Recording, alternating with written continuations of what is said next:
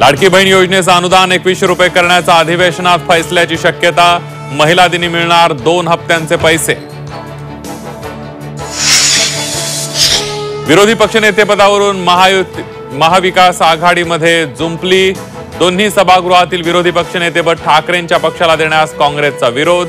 विधान परिषदेच्या विरोधी पक्षनेतेपदावर काँग्रेसचा दावा। अन्न व नागरी पुरवठा मंत्री धनंजय मुंडेंच्या राजीनाम्याबाबत 2 दिवसात फैसला।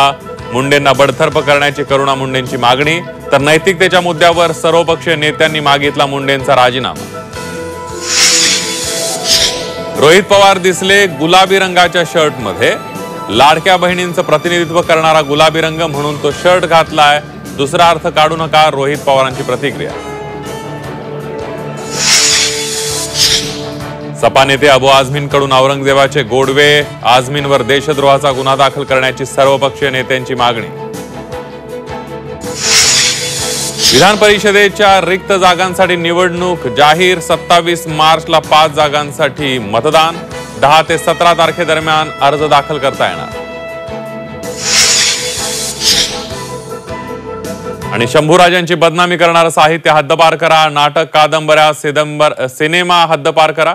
आमदार अमोल मिटकरींची मुख्यमंत्र्यांकडे मागणी।